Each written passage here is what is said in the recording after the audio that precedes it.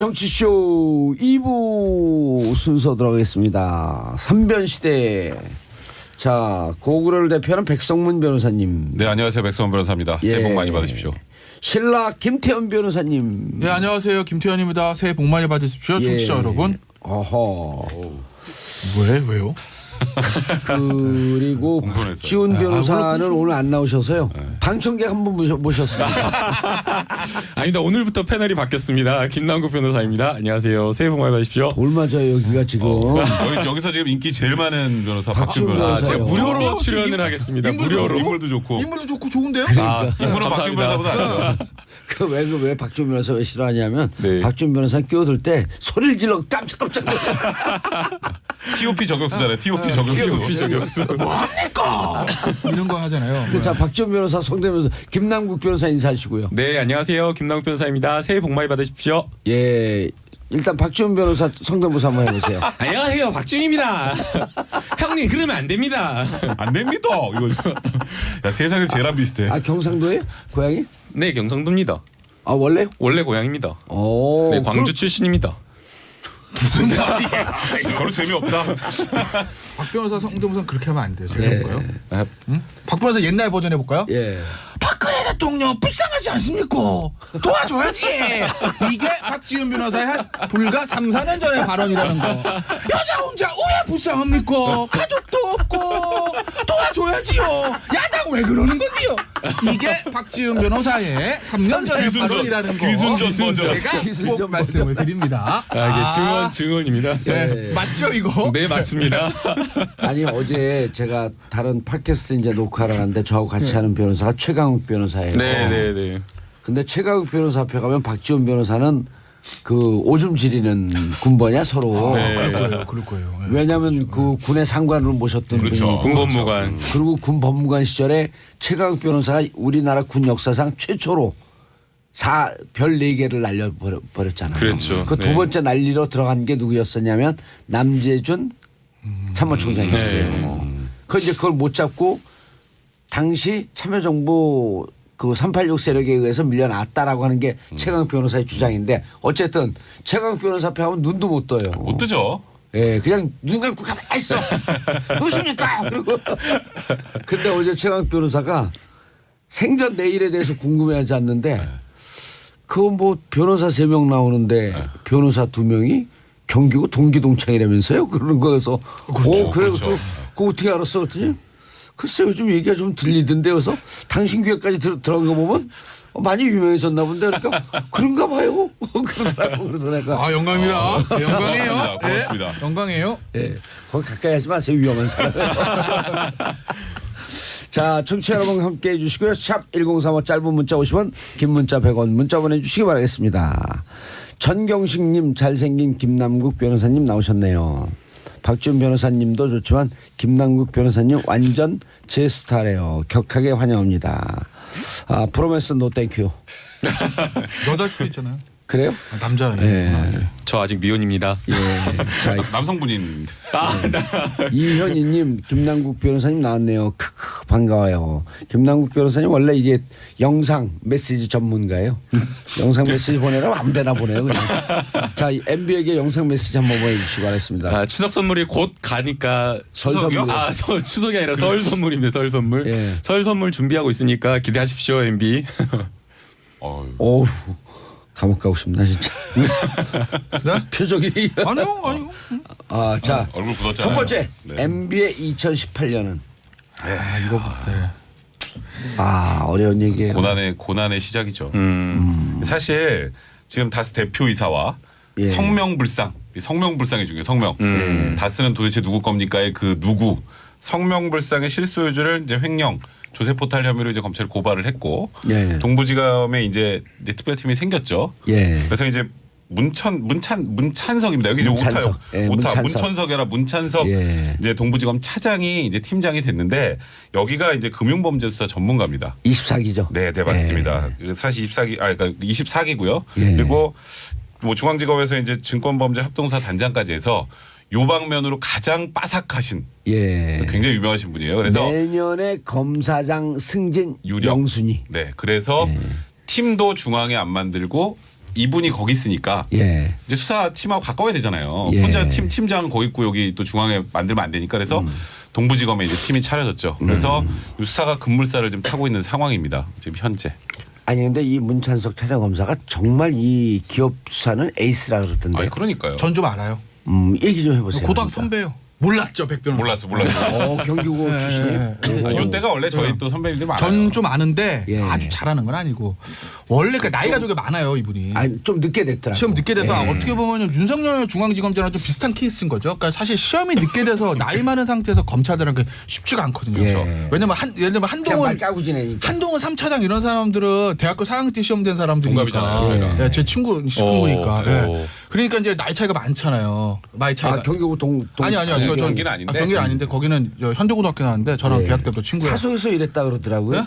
사석에서 정봉주 전 의원이 저를 어떻게 그렇게 잘하세요? 거의 누가요? 27기 아니야 한동훈. 한동훈 예. 3차장은 27기죠. 일병 알파고. 그렇죠. 알파고. 천재소년. 예. 천재소년. 천도소년 알파고. 거기는 전 태권소년 부위 아니에요.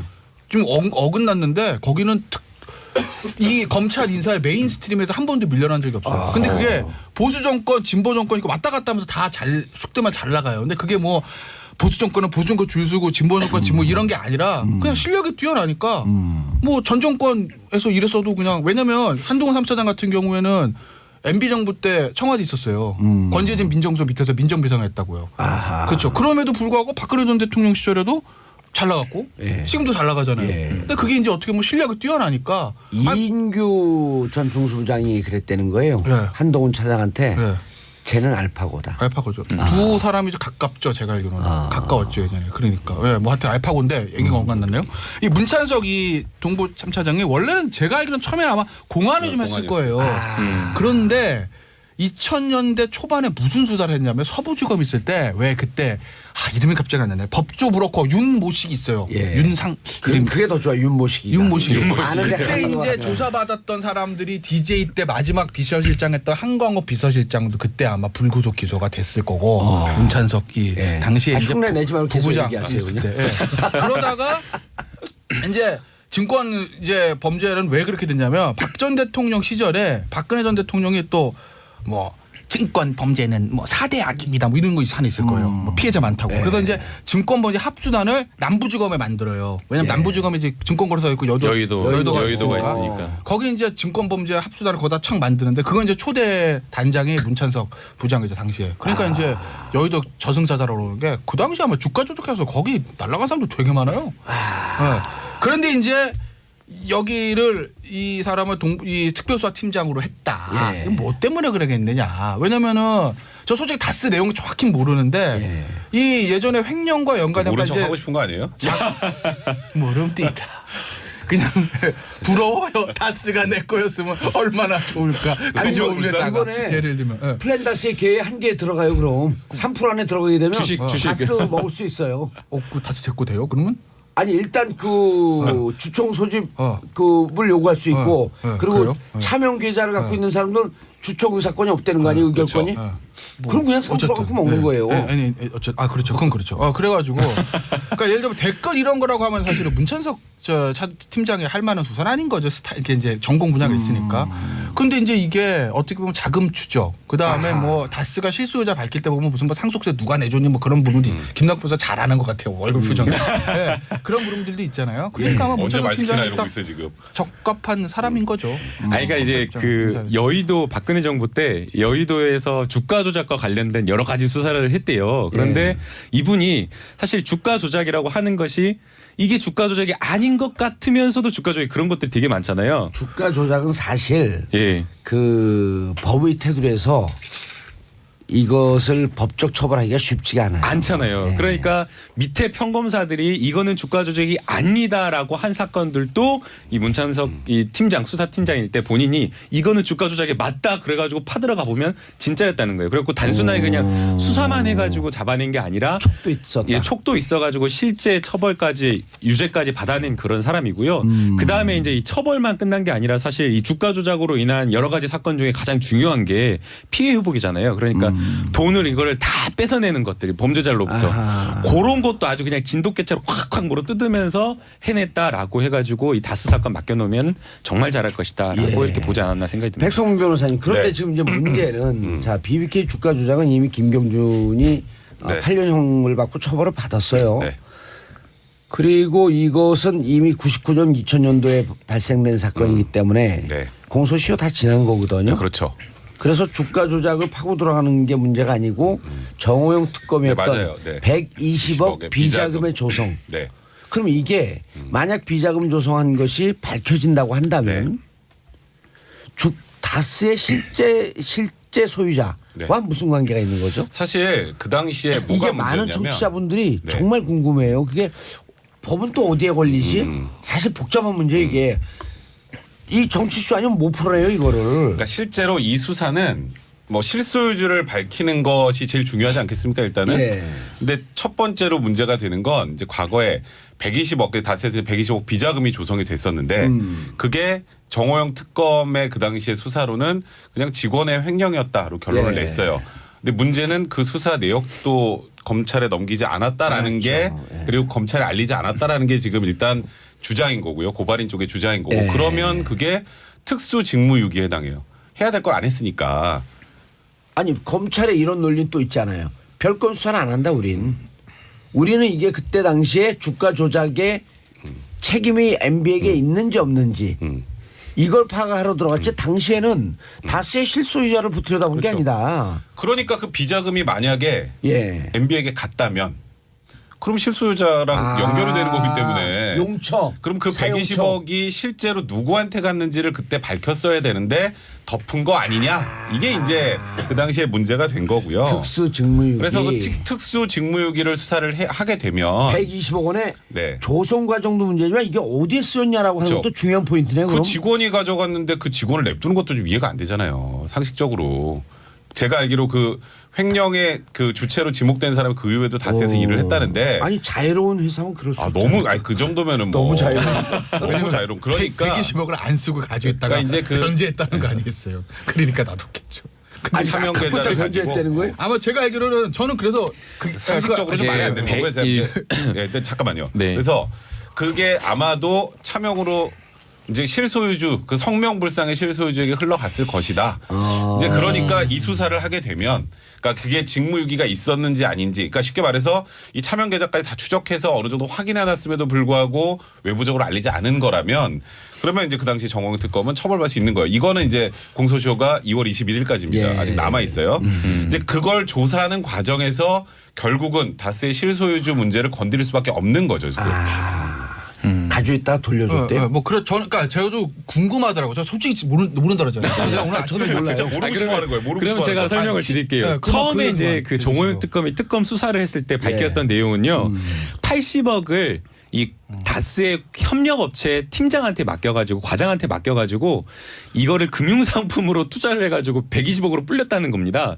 그래가지고 이제 그걸 그대로 이제 보관하고 있었다라고 지금 이야기를 하고 그 있는데요. 여직원이? 네, 그 여직원이. 근데 그 80억은 횡령을 해서 횡령을 했다라고 지금 그렇게 밝혔던 거예요. 그 협력업체에다가 맡겼다가 과장하고 같이 해가지고 그걸 오. 금융사업 대단하신 분인 거죠. 80억을 투자해가지고 그때 당시에는 가상화폐가 가상화폐도 없었을 없었을 텐데.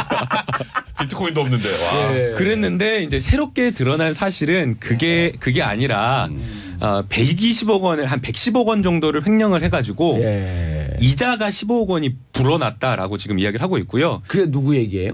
이제 지금 다시 이제 검찰에서 밝힌 내용입니다. 그리고 이제 고발인들이 이야기를 한 내용이고요. 근데 그때 당시 그럼 허술하게 조사했다라고 하는 거 허술하게 조사를 했다라는 거고요. 이거는 국정조사에서 여러 차례 해가지고 드러난 내용이고 그래서 이제 그 110억 원을 횡령을 해가지고 사실 이것도 여직원이 횡령했다라고 의심되는 게 아니라 그냥 비자금을 조성해가지고 보관하고 있어가지고 플러스 이자가 15억이 늘어났는데 그게 120억 원 되잖아요. 그 중에 이제 5억 원을 이 여직원하고 협력업체 과장하고 둘이서 생활비하고 유흥비로 썼다라는 게 지금 새롭게 드러난 이게 사실이에요. 예. 이런 게 있어요. 그러니까 저는 무슨 이상한 사건이야 이게. 묘하죠. 저는 사실은 한 달 전 한 2주 전까지만 지난주까지도 마찬가지 어떤 생각을 했었냐면 예. 다스가 만약에 MB 거로 하자. 예를 들어서 MB가 뭐 여러분 그저 거짓말이고 알지요 이거 이게 욕심 많이 거짓말. 내네. 욕심 많이 내. 아니, 성대모사 요즘에 이명박 대통령 목소리가 좀 죽었어요. 아니, 원래 그래가지고 이게 예전 그 2008년 버전인데 거짓말인 거 알지요 이거 이게 진짜 거짓말하고 하자 이거예요. 나 그런 삶을 살지 않았습니다. 그래서 MB가 다스가 MB 거라고 하면 얘를 가정 한 달 전 생각이죠. 뭐 불과 몇 주 전까지만 해도 가정 그럼 뭐가 달라지지? 내가 똑같은 생각을 한 거예요. 네, 왜냐하면 아까 말했죠 BBK 공소조 다 끝났고 그날 백성을 변호사 했던 특수직무유기 그거는 정호영 특검을 처벌하는 거지 MB를 처벌하는 건 아니거든요. 그래서 다섯 그래 하자 MB 거라고 해. 왜? 뭐가 달라지지? 라는 생각을 했는데 제가 이제 최근에 생각이 이제 바뀐 건 뭐냐면 조금 전에 나왔던 그 부분인 거죠. 이제 120억 그 횡령 부분. 그러니까 백 변호사는 아까 이제 그러니까 어떻게 보면 비슷한 얘기인데 120억 횡령을 잡고 그 차용처를 찾아가면 실소유주가 나올 거라 이렇게 얘기했잖아요. 저는 반대예요. 왜냐하면 120억이 지금 사용처가 없어요. 그냥 그대로 있어요 돈이. 그리고 유흥비랑 생활비도 썼다는 거잖아요. 그러니까 120억 사용처 아무리 찾아가도 그걸 가지고서는 다스 실소유자 누군지는 안 나올 거예요. 그러니까 수사에 목적이 있어야 되잖아요. 수사는 처벌하게 하는 거 목적이라고요. 네. 그래서 저는 처음에 그래서 야 처벌할 것도 없는데 뭘 수사를 해. 다 그렇게 생각을 했는데 그게 아니, 아니라는 거죠. 설득력이 왜냐하면 있는 주장이야. 다스가 MB 거라고 해버리면 어떤 문제가 생기냐면 MB 입장에서 보면 그 횡령 여직원이 했다는 거예요. 그러면 일개 여직원이 120을 어떻게 횡령을 해요? 사장이랑 직거래했다고 이제 뭐 중간 간부가 증언했다는 거 아니겠어요? 예. 실소유자가 만약에 MB라고 하게 되면 MB가 그 횡령의 공범이 돼버릴 가능성이 생기는 거거든요. 그럼 120억 횡령이면 특가 횡령, 특경이에요.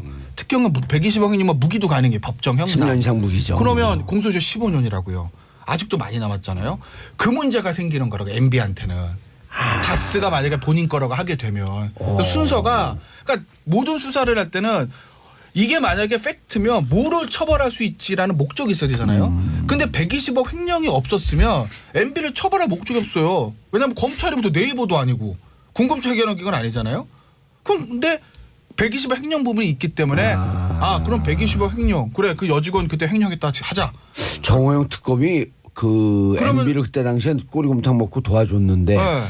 지금 MB에 늪이 돼버렸네. 그러니까 그럴 수는 있죠. 그러니까 왜냐하면 그 정도 거액의 횡령이 있으려면 실소유자라고 공범이 물론 아닐 수도 있지만 그러니까 그 가능성이 실제 남아있기 오너의 때문에 지금 네. 이제 횡령이라고 회사 서류 그 문서상 횡령이 된 거죠. 그렇죠. 회사 돈이 나갔다 들어온 네. 거니까 문서상 횡령이라고 얘기 안 할 수가 없는 거예요. 지금 그 문서상으로는 그냥 원래대로 하면 야 내 실소유자가 그냥 야 저 120억 뺐다가 뭐 다른 데 좀 쓸 데 있으니까 뒀다가 다시 놓 이것도 안 되는 거 아니에요 원래. 그렇죠. 원래 그러니까 돈을 빠지면 그 자체가 횡령이라고 해요. 나중에 이제 변제한 거는 형량에서 좀 양형이 감안해서 장착되는 거죠. 양형 참작이 그래서 제가 말씀드린 저는 한 불과 2주 전까지만 해도 진짜 제가 공개적으로 그런 얘기도 해서 방송 나가서 네. MB 그게 무슨 거라고- 문제지? 그게 뭐? 저도 똑같은 네. 얘기를 했어요. 왜냐면 MB 저는 거라고 객관적이어야 하니까. 네, 그게 뭐가 달라지죠? 이런 얘기를 했는데 제가 그 얘기를 지금 안 해요. 그거 안 하는 이유는 아직 MB 건지 횡령의 공범인지 밝혀진 건 없으나 만약에 MB 거라고 하게 되면 그 횡령의 공범일 가능성이 있기 때문에 그렇기 때문에 제가 그렇죠. 뭐가 달라지죠 말은 이제 안 하는 거죠. 상황이 심각해질 수 있다. 상황이 심각해질 수 있으니까요. 근데 불과 한 달 전 전 그렇게 얘기했었어요. 근데 뭐가 달라진 거죠 이렇게. 그 친박의 관점에서는 저 친박 아닌데요? 친박 아니었었나? 예. 어쨌든 TOP. 박근혜 전 대통령 입장에서는 외로움은 좀 덜 수 있겠네요. 그건 저도 모르죠. 어떻게 될지. 커피 뱉을 뻔했네 놀래가지고. 아니 이 포인트가 무척 중요한 포인트예요. 그러니까, 왜냐하면 많은 분들이 기사 추적을 하고 기자들도 쓰지만 내가 기자들한테 야단을 쳐요. 이 기사 쓸 때 감정을 배제하고 써라. 왜냐하면 MB를 그 포토라인에 세우고 좀 법적 처벌을 해야 된다라고 하는 국민적 공분이 있어요. 그러나 그것과 처벌을 할 수 있는 것과는 또 다르니까. 법적 책임에 대해서는 별개 문제거든요. 근데 기자들도 기사 쓰는 내용을 보면 그 감정이 다 배어 있어. 그러니까 특수직무 유기 혐의를 수사할 때는 MB를 소환하기 힘들어요. 그래서 그게 정리가 돼야 지금 김태현 변호사 얘기하는 이제 사실 횡령의 공범 정도를 볼 수 있는 여러 가지들이 나와야 그래야 이제 다음 단계에 이제 검찰 조사를 받을 수 있는 거죠. 그게 이제 본인의 혐의가 되는 거니까. 자 일단 검찰은 횡령이라고 꽂았죠. 꽂았죠. 횡령은 너무나 횡령은 명백한 맞아요. 거죠. 근데 그게 공범이냐 아니냐가 문제인 거예요. 정호영 특검도 당시에 비자금 조성이냐라고 하는 쪽으로 정치적 책임으로 가니까 뜨악해갖고 무슨 얘기입니까? 이거 그냥 직원이 횡령한 걸로 끝낸 거죠 그때는. 그러니까 그 전에 이제 수사를 한다라고 하면 아, 이거 중요한 포인트. 이명박 전 대통령까지 과연 수사가 올라갈 수 있느냐, 그 진술이 나올 수 있느냐가 문제였는데 지금은 진술이 아니라 이제 객관적 증거가 자료가 나오고 있는 상황인데요. 너무나 그런 증거들이 많이 나오고 있어요. 그러니까 이제 주진우 여직원한테 이것만 물으면 되는 네, 거죠. 단독 범행입니까? 누군가 지시했습니까? 이제 그게 이제 사실은 회사 내용만 머무르면은 회사 관계자들만 관여했다라까지만 가면은 사실 이명박 전 대통령까지 거슬러 못 올라가는 건데요. 그럼 이 여 직원은 만약에 단독 범행이라고 하면 무기징역 사는 거 아니에요? 아, 그럴 수가 있는 거죠. 그리고 이제 본인이 그럴 수가 없는 지금 직원들이 너무 많이 나오고 있어요. 이 여직원 아까 이제 기자님께서 정리를 해주고 가셨는데 여직원이 다이렉트로 사장한테 보고를 했다라고 하는데 사장은 MB의 측근이고. 측근이고 이거 뭐 현대건설부터 일을 했다라고 하는데 횡령을 하려면 지출을 할 때에 회사 인감이 필요하거든요. 근데 이 회사 인감을 말단 여직원한테 맡겨놓지 않고 사장이 지출 그 금고에다가 보관을 했다라고 지금 이야기를 하고 있어요. 그렇다고 한다면 여직원이 단독으로 이 횡령을 한 게 아니라 누군가 윗선이 있다라는 게 있어야 되는 거고요. 더 중요한 거는 청와대에서 다스 이제 BBK에 투자한 투자금을 돌려받을 때 청와대에서 직접 직권남용을 한 LA 총영사가 직접 개입을 해서 직접 거기까지 날라가고 혐의라고 하시죠. 직권남용을 한이라고 해버리면 이건 지금 너무 확정이 아 이제 이거는 고소 사실과 그렇죠, 관련된 그렇죠. 아니, 그러니까 그거는 이제 별거죠. 그거는 네. 지금 중앙지검에서 하는 거고 네. 지금 동부지검에서 하는 문제만 중요하죠. 일단 좀 네. 얘기를 하고 있는 거거든요. 왜냐하면 이거 섞어버리면 얘기가 아, 그러니까요. 혼란스러워져. 그 당시에 정호영 특검은 뭐 그런 생각을 했을 거예요. 이게 BBK 특검이었죠 당시에. 예, BBK 네, 특검에서 그러니까 BBK에만 포인트 네. 맞춘 거죠. 네, 그러니까 이 다스의 비자금 횡령 이게 BBK 특검의 특검은 수사 목적이 있으니까 네. 수사관 그거랑 조금 벗어난 것 같기도 하고. 그리고 이 여직원이 어쨌든 돈을 안 쓰고 그냥 갖다 변제를 했으니까 그러니까 아마 이제 덮는다 뭐 이랬을 것 같은데 그러니까 근데 그거는 제가 근데 다음 그런데 지금은 말이 안 된다고. 다음에 그러니까 제가, 제가 뭐 정호 좀 예. 잘했다는 게 아니고 그런데 지금 이제 잘했다는 상황이 것처럼 좀 들려요. 아, 그래요? 아 뭐 근데 지금은 상황이 다르죠. 왜냐면은 지금은 검찰 수사라는 거는 사실은 수사 목적이 한정돼 있는 건 아니니까. 근데 이제 아니, 이게 깔끔해요. 이 포인트 깔끔해요. 근데 정말. 하여튼 제가 주목하는 부분 그 부분이 예. 그러니까 모든 수사가 아니 다른 방송에서 이런 얘기를 했어요? 아니요 저 처음 하는 거예요. 아니 왜냐하면 진짜 이게 이렇게 자세하게 안 해요. 이렇게 이게 지금 제일 내가 들은 얘기 중에 제일 깔끔해요. 감사합니다. 그러니까 제가 아니 백성문 네. 변호사가 있으니까 이게 맞은 거지. 혼자로는 이런 거 도저히 생각 못 할 것 같은데. 못하죠. 하다 보면 나와요. 거기서 이제 물고. 이게 예. 수사란 게 목적과 수단이 바뀌면 안 되는데 이제까지는 BBK 그러니까 다스가 이명박 다스 이퀄 이명박 이게 저는 수사의 목적이라고 사실 봐서 좀 부적당하다가 저는 이렇게 봤던 거거든요. 그게 목적이 되면 안 되잖아요. 그 비자금 소유 뭔 의미가 있지? 네, 근데 또 이제 실제 소유자가 밝혀진들 네. 뭔 법적 저 사람 처벌을 건데 받지? 뭐 그냥 네. 끝인가? 뭐 이런 근데 거잖아요. 그냥 환풀이 한 거로 끝나는 네. 거거든. 근데 그게 아니네. 그게 그러면 안 되는 거잖아요, 사실은. 근데 사실 그게 이제 횡령까지 넘어갈 수 있게 되면 상황이 전혀 바뀌는 거예요. 그러니까 그 당시에 정호영 특검이 지금 좀 전에 얘기하셨던 예. 건 그 당시에 BBK 특검이니까 다스의 실소유주 논란이나 예. 아니면 그 횡령 부분이 크게 중요하지 않을 수도 있다라고 해서 이렇게 뭐 배제했을 수 있다 뭐 이런 지금 얘기를 하셨는데 조금 전에 얘기를 하셨는데 광고 듣고 네, 광고 오겠습니다. 듣고 채널 고정하셔서 3부 돌아옵니다. 정봉주의 정치쇼 3부 순서 들어가겠습니다. 자, 백성문 변호사님, 그다음 김태현 변호사님, 김남국 변호사님 함께하고 계십니다. 근데 김남국 변호사 오늘 모처럼 나왔는데 박지원 변호사가 계속 나와야 되겠어요. 이 방송은 이런 매력이 있어. 여기서 훅 들어오는 매력이 있어요. 제가 아까 하던 얘기 좀 할까요? 예, 계속하세요. 보세요. 아까 김태현 변호사 얘기했잖아요. 먼저 이걸 조금 정리해줘갖고 연결을 네, 시켜주세요. 그러니까 아까 그 당시 BBK 특검이었으니까 예. 다스의 실소유주나 다스의 횡령이나 이거는 곁다리라고 생각해서 제대로 안 했을 수도 있다. 정호영 특검. 네, 그렇죠. 아하. 근데 이거를 좀 과거로 좀 거슬러서 역사적으로 이렇게 좀 한번 풀어볼게요. 예. 보세요. 이게 지금 BBK하고 다스하고는 뗄래야 뗄 수가 없는 관계예요. 일단은 조금 더 과거로 가서 도곡동 땅으로 좀 가보겠습니다. 그렇죠. 예. 도곡동 땅을 1995년에 원래 그 전에 15억에 구입했던 걸 263억에 팔아요. 포스코에. 예. 그럼 그게 시세 차익이 248억 원인가요? 어마어마하죠. 그렇죠. 한 15배쯤 뛴 그렇죠. 거죠. 어마어마하게 뛰었어요. 어마어마하게 뛰어서 근데 이 당시에 도곡동 땅 소유자가 누구였냐면 일단 등기부상으로는 이상은 씨하고 김재정 씨였어요. 예. 근데 그 도곡동 땅과 관련해서 이상은의 소유가 아니다라는 것까지는 밝혀졌죠 그때. 예. 근데 그게 누구 건지는 안 나왔어 그때도. 검찰의 발표는 제3자의 소유가 제3자 예. 여기가 지금 성명불상자 예. 예, 같습니다. 여기에 263억 원 중에 157억이 다스로 들어갑니다. 근데 이상은 씨 땅이 아닌데 지금 다스는 이상은 씨 거로 돼 있죠. 예. 그럼 일단 이상은 씨는 다스의 주인이 아니네요. 이걸로만 봐도.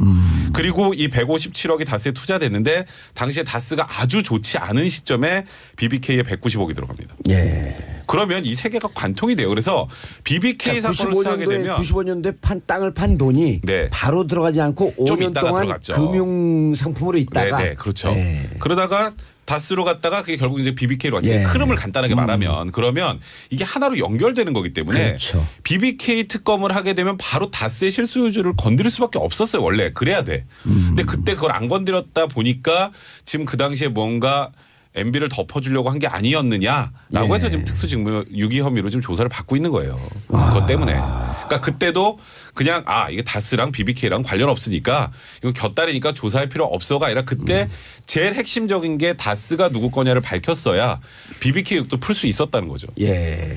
자, 일단 김성우 사장과 그 여직원이 김성우 사장과 공모를 했던 어쨌든 현재로서는 김성우 사장이 최소한 공범까지는 들어가는 거 아닌가요? 그러니까 지금 사실상 그렇게 됐죠. 왜냐하면 인감 인감을 줬으니까 줬으니까. 네, 최소 공범이죠. 그럼 이제 거기가 끝일 것이냐? 이제 김성호 사장은 이제 MB의 최측근이니까요. 김성우 사장이 네.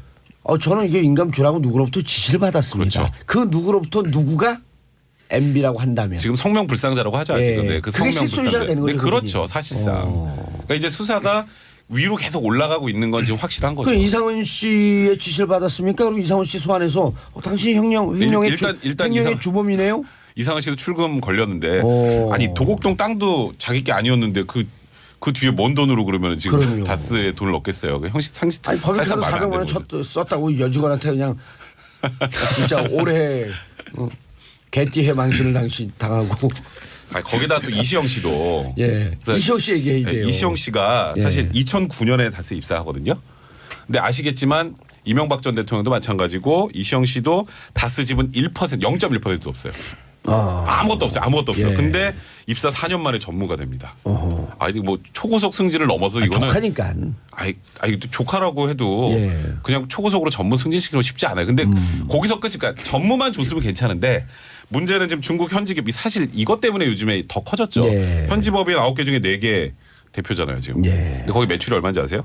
5,460억입니다. 2조 7천억 중에 한 20% 정도 차지하네. 그러니까 지분 1%도 없는 조카한테 예. 매출 5,460억짜리 중국 법인 4개를 대표로 맡긴다. 어허. 이거는 조카가 아니라 아들이어도 쉽지 않아요.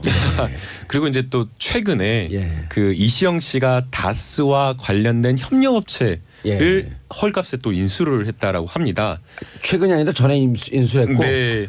그 협력업체의 지분은 또 이시영 씨가 75%. 75%를 가지고 있어요. 예. 그런데 이 75%를 가져가지고 사실 이 매출 자체가 많지가 않은 협력업체였는데 예. 75%를 가져가지고 그때부터 물론 이제 이시영 씨가 관여됐으니까 매출이 급격히 늘어나겠지만 보도를 봤더니 이렇게 돼 있더라고요. 네. 1억짜리 회사가 44억짜리 회사를 그러니까요. 그래서 이게 바로 다스의 지분을 늘리기 위한 포석이 아니냐라고 지금 추정이 또 되고 있습니다. 전문가들한테 물어봤더니 그 협력업체하고 본사하고 M&A 하는 경우도 있대요.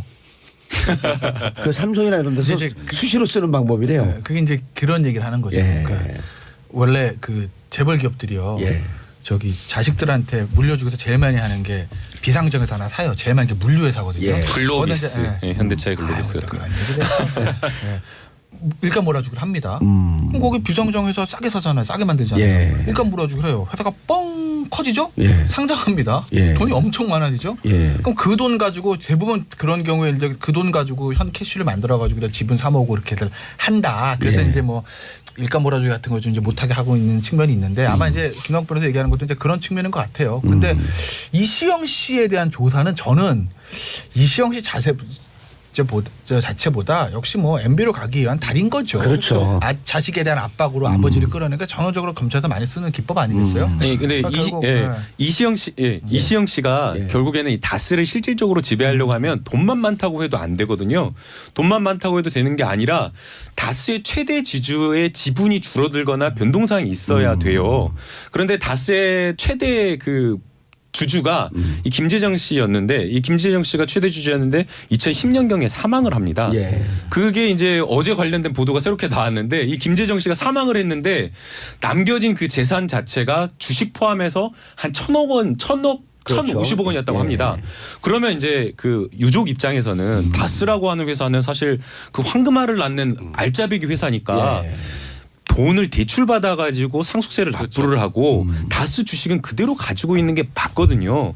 그런데 너무나 그 상식적인 판단인데 그렇게 하지 않아요. 물납을 해버리거든요. 그러니까 다스 주식으로 상속세를 납부를 해버려요. 예. 이해할 수 없는 판단이라는 거죠.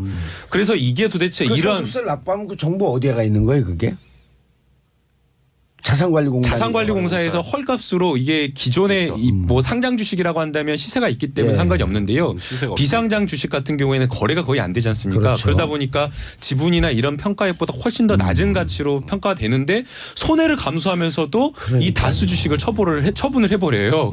근데 여기서도 또 놀라운 사실이 이게 도대체 이런 방법이 도대체 어디서 나왔냐라고 했더니 청와대에서 이 안들이 8가지 안들이 나와가지고 이 상속세를 납부하는 최대의 불리한 안이 이 유족들에게 갔다라는 거예요. 이게 백성 변호사님, 네. 이 지금 사건 발생한 게 2010년도거든요. 2010년도는 이명박 대통령이 대통령으로 있었을 네, 때고, 그렇죠. 그리고 다스의 김재정 지분이 어디로 가냐에 국민들의 관심이 초미의 관심이 몰려 있을 때거든요. 그렇죠. 그리고 네. 언젠간 드러날 것이기 때문에 만약에 권영미 씨에게 넘어가면서 권영미 씨가 돈이 없는데 어디로부터 돈을 끌었고 이 상속세를 냈다고 한다면 네. 이후에 문제가 될 거라고 그렇죠. 보지 않았을까요? 그러니까 그렇죠. 아니, 그러니까 이게 지금 모든 그래서 게 제 네. 추정은 그래서 일단 주식으로 그 네. 물납을 해라. 언젠가 그 주식은 우리가 다시 자산관리공단에서 사오면 되니까 했는데 지금 이게 너무 커져 있으니 건드리지를 못하고 있는 거죠. 지금 저는 거기에 그렇다면 예, 네. 하나의 더 추정을 할 수가 있는데요. 권영미 씨가 돈을 어디서 끌어와서 납부를 할 수도 있었는데 예. 그렇게 하지 않았던 이유 중 하나는 다스의 돈이 바깥으로 나가는 거를 막고 싶지 않았을까라는 생각이 들어요. 그러니까 다스의 실소유자가 다른 사람이 있었다. 사실 대주주라고 하면 배당을 받는 게 너무나 좋잖아요. 그럼 배당을 받아야죠, 권영미 씨가. 그런데 배당을 받지 않았거든요. 그래서 그 실소유자는 다스에서의 돈이 유출되는 게 예. 너무나 싫었던 거죠. 그러니까 아하. 이 돈을 최대한 다스의 돈이 유출되지 않는 방법으로 대주주의 또 변동상 이 주식 그러려고 한다면 이 권영미 씨가 다스의 주식을 그냥 헐값으로 상속세로 납부하는 게 최선이었다. 그렇게 본 2010년도에 것 이제 같아요. 김재정 씨하고 또 이 김재정 씨가 경기고 나오지 않았나요? 아마 그럴 거예요. 경기고 나왔어요. 아, 그런가요? 예. 참 많네요. 경기고등학교 나오시고. 너무 많은데요. 경기고 김재정 씨 동창들이 또 국회의원이 몇 분 계세요. 그렇겠죠. 예. 근데 그분들이 건강이 안 좋긴 했는데 2010년도에 김재정 씨가 벼랑간에 돌아가신다 그래요. 나이가 그렇게 많지 않거든요. 이제 그때 당시에 60이 막 간 넘었나 안 된 날에. 예. 최윤 여사 동생이니까. 예. 처남이니까, 그런데 이명박 씨. 그래서 다스에서 그런 얘기가 흘러나왔다는 거예요. 벼랑간에 이렇게 돌아가셔갖고 주식 정리도 하기 전에 참 골치 아프다. 그런데 이상은 씨도 또 연로하시잖아요. 그렇죠. 그래서 나온 아이디어가 아까 얘기했던 협력업체 키우기 작업이 들어간 거 아니냐. 그것도 다스 전문가들 많잖아요. 많죠. 주 모시기서부터 해갖고. 자 일단 오늘 법적인 측면은 포인트 좋아요. 횡령. 검찰도 그렇게 보고 있을까요? 그렇겠죠. 결국 구조가 그렇게 갈 수밖에 없어요. 지금 수사를 그러니까 처음 타겟을 MB로 가는 게 아니라 예. 정호영 특검으로 갔다가 이제 거기서 이제 실소유자 관련된 게 정리가 되고 아까 횡령 부분이 해결이 되면 예. 그럼 그게 이제 수사가 이명박 대통령 쪽으로 이렇게 쓱 흘러가는 거죠. 그래야 그래서 지금 이명박 전 대통령 또 변호인까지 선임하면서 준비를 하고 있는 거예요. 그래야 지금 본인 처벌 안 받는데 왜 준비하나요? 뭐 검찰도 그렇고 수중무역인데. 예. 검찰도 그렇고 뭐 현 정부도 그렇고 그래야 부담이 없어지는 거죠. 그러니까 왜냐하면 건이 깔끔해야 되니까. 단순히 다스가 누구 거인지를 밝히기 위한 수사다라고 하게 되면 그건 역풍이 만만치 않을 거예요. 그러니까 저처럼 제가 한 2주 전에 생각했던 것처럼. 저도 계속 그 생각했다니까요. 그다 숟가락 쳐. 공소시효 끝난 거에서 뭐 그게 무슨 뭐 검찰이 무슨 네이버야? 지식인이야? 궁금한 거 국민청원만 해결해 주는 기관이야? 이건 그냥 MB 망신 주려고 하는 거 아니야? 라는 그런 어떤 반발에 직면할 수도 있거든요. 근데 그게 아니라 야 어쨌든 그게 뭐 저간에 무슨 뭐 정치보복에 깔려 있건 망신주가 깔려 있건 간에 예. 어쨌든 이게 MB 거라고 하고 그러면 그 과거 일어났던 횡령 사건이 있었던 건 명백한 사실이니까 그거에 대한 공범의 혐의가 있다. 그래서 수사를 한다라는 어떤 현행법 위반의 타겟이 설정이 명확해지면 그러면 약간 정치보복 얘기가 조금 줄 수도 있죠. 그래서 아마 지금 모르겠어요. 뭐 친이계 국회의원도 그렇고 결국 이제 MB 수사는 정치적인 어떤 그 정치공학적인 계산을 안 할 수가 없는데 네. 아마 자유한국당도 그렇고 뭐 바른정도 친이계들 많잖아요. 네. 굉장히 좀 골치 아플 거고 왜 그러냐면은 저는 사실 횡령의 문제로 넘어가게 되면 손을 댈 수가 없잖아요. 그거 바로 그 부분이에요. 그러니까 MB에 대해서는 댓글 문제가 있었고 크게해서 다스 문제가 있었습니다. 그러니까 저는 처음에 사실 봤을 때 타겟을 MB를 잡기 위한 건 타겟을 댓글로 맞추겠다고 봤어요. 그건 왜 그렇죠. 그랬냐면 다스, BBK, 자원외교 4대강 이거 한번 어쨌든 털었습니다. 특검이든 박통떼든 다 털었기 때문에 네. 그걸 지금 또 하는 건 부담일 거라고요. 그래서 저는 이제 댓글 쪽에 포인트를 맞추겠다고 봤는데 댓글 수사가 지금 난항에 부딪혔죠. 영장 주주로 기관지 기각되면서. 인간비 나오면서. 네. 그래서 아마 다스 쪽으로 다시 방향이 좀 틀어지는 것 같은데 이 보수 세력 입장에서 보면요. MB가 살짝 속된 말로 들어갈 땐 들어가더라도요. 댓글 수사 들어간 게 훨씬 나아요. 왜냐면요. 댓글 수사로 MB가 들어갔다 합시다. 그럼 어떤 방어막을 줄 수 정치적 있냐면 논박의 여지가 있잖아요. 너무한 거 아니야? 예. 야 대통령으로부터 댓글 지시했다고? 제가 예전에 저번 주에 얘기했던 그거요. 야 그 댓글 지시했으면 1% 했겠니? 이 논리들. 이건 정말 정치보복 아니야? 이런 스크럼을 짜고 이게 정치보복 프레임을 짤 수가 있는데 다스와 횡령이 걸려버리면 빼도 박도 못하는 거 개인 비리인데. 그렇지. 120억을 해먹었는 데가 돼버리면 그거를 뭐라고 실드를 치겠어요. 속된 아니, 또 말로. 국민들이 중도층에 있는 네. 국민들이나 이런 데 구전하기도 편한 게 만약에 굳이 이걸 갖고 정치공학적으로 누군가가 써먹으려고 한다고 해도 네. 야, 그 5년 동안 그렇게 지정을 하더니 결국 지정을 하게 해먹었네. 그게 굉장히 힘들어지는 거예요. 이 얘기가 가는 순간 강원 논리가 완전히 거기다가 야 회사까지 차명으로 가지고 그걸 해먹어가 되는 거죠.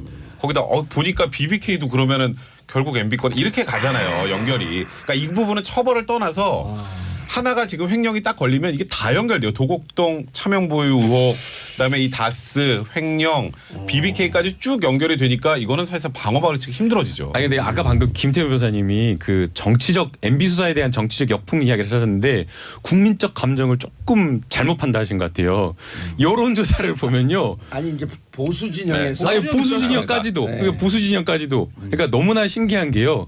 심지어 그 여론조사를 했는데 이 MB 수사에 대해서 수사를 해야 된다라는 게 심지어 80%까지 나온 게 있어요. 그러니까 이거는 보수 진영에서조차도 MB에 대해서는 이건 수사를 해야 된다. 그러니까 적폐 수사와 MB 수사를 완전히 분리해서 지금 보고 있다라는 게 국민적 감정이라고 저는 생각이 그러니까 되고요. 그게 다스예요. 그게 다스였어요. 다스 그래서- 때문에 지금 다스가 누구 겁니까 때문에 네. 지금 말씀하셨던 것처럼 80%까지 온 건데 이게 아니라 댓글로만 갔으면 얘가 달라지는 거예요. 백 변호사님, 네. 그 이제 검찰 내부 분위기가 이게 중요한데 네. 윤석열 중앙지검장이 2008년 정호영 특검 때 파견 검사였단 말이에요. 네. 네. 그러니까 이번에 정호영 특검에 썼던 다스 비자금 조성 혹은 다스 횡령에 대해서 수사를 해도 무슨 수사를 해도 이것은 그 색안경을 쓰고 볼 것이다 네, 라고 하는 우려 때문에 동부지검으로 넘겼다라고 하는 게 표면적 이유거든요. 네. 그런데 이제 이 검찰 내부를 잘하는 변호사들의 얘기를 들여다보면 이 문찬석 차장검사는 일종의 검찰로부터 독립된 특임 검사 네, 그런 격으로 성격이죠. 넘겼고 그렇게 넘길 때에는 이미 9분 응선, 9.5분 응선을 다 넘긴 메이드된 증거들을 거의 다 넘겨준다. 그러니까 지금 그렇게 보는 시각이 많아요. 어쩔 수가 없어요. 왜냐하면 그 시각에 사실 대해서. 이 정도 그러니까 전직 대통령까지도 갈 수 있는 사건을 수사를 하는데 예. 중앙에서 안 하는 거 보셨어요? 생짜 넘길 수는 없잖아요. 그러니까 중앙에서 안 하는 거 보였어요. 그러니까 이게 다른 데로 갔다는 건 일단 윤석열 지금 지검장하고도 좀 분리를 시키고 윤석열 지검장도 좀 자유로워져야 되니까 예. 거기에다가 말씀하셨던 것처럼 어느 정도 정리가 된 상태에서 이제 말 그대로 이게 금융사의 제대로 된 칼잡이한테 넘겼다 이렇게 이제 평가를 하는 거죠. 야, 그렇게 그리고 그리고 궁금해서요. 이게 금융 횡령을 가면서 지금 내부적으로는 완전 탄력을 받았겠는데요, 그럼? 탄력을 받고 MB는 방어막 치기가 굉장히 곤란해지는 거죠. 그러니까 모르겠어요. 그러니까 아직 뭐 수사는 해봐야 되지만 뭐 MB 측에서 대응을 좀 자제하는 걸 수도 있는데, 그러니까 반대쪽에서 나오는 얘기들은 계속 언론에 뭐 어쩌고 MB가 MB 거다 뭐 이런 얘기들 관련자 진술들 나오잖아요. 그 진술의 신빙성을 차치하고서라도. 근데 이제 MB 쪽에서 나오는 얘기는 일고의 가치도 없다 말고는 없거든요. 이제 구체적인 논거들을 좀 얘기를 해줘야 되는데 구체적인 논거들이 안 나온다는 거예요. 그러니까 예를 들면 아까 그 국정원 댓글 같은 경우에는 야 하다못해 야 대통령 그렇게 한가해? 그거 지시하는 게 맞아? 그리고 제가 했던 주장들 대통령 지시가 있었으면 1.5% 기여서 더 많았겠지? 뭐 이런 나름의 어떤 근거들 방어막의 근거들이 구체적으로 나오는데 있어요. 이 다스 문제에 대해서 MB 쪽에서 지금 워딩 나오는 걸 언론에 나오는 걸 보면 일고의 가치도 없는 걸 왜 그래? 이미 다 정리된 거 아니야? 이 얘기밖에 없거든요. 나한테 물어보지 마세요 하고. 나한테 뭐 이런 거밖에 없다라는 거죠. 그래서 아마 MB도 굉장히 고심할 거고 아마 아까 제가 했던 그런 부분들 박 전 대통령의 지금 뭐 태극기 부대들 있잖아요. 박 전 대통령을 끝까지 그 사람들이 지지하는 가장 큰 논거 중에 하나가 그겁니다. 돈 안 받았는데? 한 푼도 안 받았는데. 박 전 대통령이 구치소 버티는 이유 중에 하나 나 돈 내 주머니 하나도 안 들어갔어. 근데 특활비는 무너지잖아요. 아니 뭐 특활비 별도로 하더라도 이 뇌물에 관련돼서. 그러니까 우리나라 정치인들고 유권자가 돈 문제 굉장히 민감하거든요. 근데 MB가 만약에 이 횡령의 공범이다 이렇게 돼버리면 MB는 방어막이 없어지고 자유한국당의 보수 정치 세력을 본인의 우군으로 세워서 버티는 게 힘들어진다는 거죠. 댓글이면 그게 돼요. 댓글이면 그렇죠. 버틸 수 있어요. 근데 이 문제는 버티기도 쉽지 않고 만약에 이게 불거진다고 하게 되면 자유한국당도 굉장히 골머리를 할 거예요. 여기서 선을 그어야 되나? 댓글이었으면 얘기가 달라지죠. 그래서 아마 알겠습니다. MB도 골치 아플 거예요. 알겠습니다. 샵 1035. 오늘 정리들 깔끔해요. 자, 이영래 변호사님 그룹 보냈어요. 김남국 변호사님 완전 팬이에요. 우리 사이 삼고 싶어요. 김남 변호사님 올해 결혼해야 되는데. 그래요? 가까이서 보면 더더욱 삼고 싶어요. 총각이었어요? 네, 총각입니다. 좋겠다. 자, 이혜령님 며칠 전 SBS에서 백 변호사님과 사진 찍었어요. 덕분에 시사에 관심이 많아졌어요. 고맙습니다. 예, 아까 그 사진 찍은 분 말씀하신데 그분 같은데. 네, 맞는 것 같아요. 0516님. 김태현 변호사님 때문에 수요일이 기다려집니다. 너무 속 시원한 발언 이제 국회로 가십시오. 근데 0516님이 5.16 쿠데타를 찬양하는 모양은 아니겠죠? 번호가 아까 그 프로맨스 그거 아니라고 그랬던 분이 문자 사라졌네. 전경식님 저 여자예요라고 문자 왔어요. 예. 나이도 밝혀주셨으면 좋았을 텐데. 예. 나이를 여성한테 물으면 어떻게 해요? 실례예요, 실례. 그러니까 결혼을 그러게요. 하니까. 아니 뭐 아니 저는 이제 대시를 할 수 있지 아니 뭐 않습니까? 창밖 돈막 가질때요 지금. 알겠습니다. 그럼 이게 뭐 비트코인인 줄 아세요 그냥. 위로 10살까지 그럼. 자, 최경환 이후현 이 시각 영장 실질 심사 중 일단 영장 실질 심사가 뭔지 모르는 청취자분들이 많아요. 사실 영장 실질 심사라는 건 일단 뭐 대부분 아실 것 같은데 구속영장을 발부할까 말까를 법원에서 이제 결정해 주는 거잖아요. 이게 우리 그 보통 서민들은 낯설어요. 그냥 구속영장 청구하면 그냥 나오는 건 줄 알죠. 이제 법원에서 한번 이제 더 판단하게 만들어 주는 건데. 이게 VIP들만 해주는 거 아니야? 이런 생각이 있거든요. 그렇죠. 근데 예. VIP는 아니고요. 일반 사람들도 전부 다. 구속영장 청구하면 법원에서 이제 영장 실질 심사라는 걸 하는데요. 예. 이제 이게 체포구속 동의안 이제 국회로 보내고 국회에서 본회의 보고만 하고 그냥 안 했죠. 예, 안 했죠. 네. 보고하면 24시간에서 72시간 사이에 의결을 해야 되는데 그냥 그걸 안 하고 회기를 맞춰버렸잖아요. 그리고 임시회기가 또 연기가 됐죠. 네, 그렇죠. 그래서 일단 검찰에서 그냥 구속영장을 청구한 건데 근데 이게 의견이 좀 분분하긴 해요. 그러니까 지금 법원에서도 아마 오늘 그 관련돼서 얘기가 나오긴 할 건데 이거 회기 끝나고 회기 중 아니니까 그냥 언제든지 영장 발부하면 되지 뭐도 있고 이게 다음 본회의 의결 전까지는 신병 확보를 유보해야 되는 거 아니야? 법적으로? 이렇게 생각하는 분들도 있더라고요. 근데 아마 법원에서 이쪽으로 가진 않고 오늘 구속을 하든 불구속을 하든 결정을 할 텐데 불구속할 때 만약에 이게 이유라면 다음 본회의 의결 전까지는 이거는 신병 확보를 유보하는 게 맞다고 법원이 판단한다면 국회가 이제 이걸 바가지로 먹겠죠. 그 국회는 체포동의안에 대해서 어찌 보면 표결을 약간 해야 꼼수가 돼버린 거니까. 표결을 해야 되나요? 네, 그렇게 이게 만약에 법원에서 그렇게 판단한다면 이렇게 법리 해석을 한다면 다음 본회의에서 표결을 해야 될 수도 있죠. 근데 법원에서 아마 그렇게 판단하지 않을 것 같고요. 구인장을 이미 지금 발부를 한 상태이기 때문에 출석을 해서 영장실질 심사를 받아야 된다라는 게 지금 일단 법원의 판단이고요. 두 분은 출두 안 했어요? 아니 일단은 이우현 의원은 오늘 이제 오전에 출석을 제가 예. 오면서 출두하는 장면을 봤고요. 예. 그래서 그 혐의 사실 내용 자체를 보게 되면 최경환 전 의원 같은 경우는 처음에는 돈 한 푼도 안 받았다고 하면 뭐 할복하겠다 이랬는데 또 내용 뉘앙스가 조금 바뀌어가지고 뇌물을 받은 적이 없다라고 지금 이야기가 바뀌고 돈을 있어요. 받았는데 뇌물은 아니었다. 그 잘 모르겠어요. 이제 본인한테 직접 물어봐야 술 먹고 되는데. 운전했는데 음주운전 아니었다 이런 얘기 아니에요? 네, 그러니까 아마 오늘 판사님이 돈은 받으셨어요 안 받으셨어요 이걸 영장실질심사에서 그런 것들을 물어볼 거거든요. 근데 돈을 줬다는 사람들은 돈을 조성경이 그러니까 이 기조실장이 이러한 필요에 의해서 예산 국정원 예산과 관련된 필요에 의해서 필요합니다라고 국정원장한테 보고를 드렸고 국정원장도 그렇다라고 한다면 그렇게 하시오라고 해갖고 돈을 전달했다라고 하고요. 그다음에 기조실장이 돈도 그냥 본인만 이렇게 전달했다는 게 아니라 내가 부인을 하니까 이렇게까지 했어요. 내가 혼자 한 게 아니라 국정원 직원까지 같이 갔다. 국정원 제가 기조실장을 한 1월 첫 주에 보니까 지금 현 기조실장님을 보니까요. 비서가 항상 따라다니시더라고요. 그러니까 이와 관련된 기조실장 이름을 잊어먹었는데 누구였었죠? 이현수.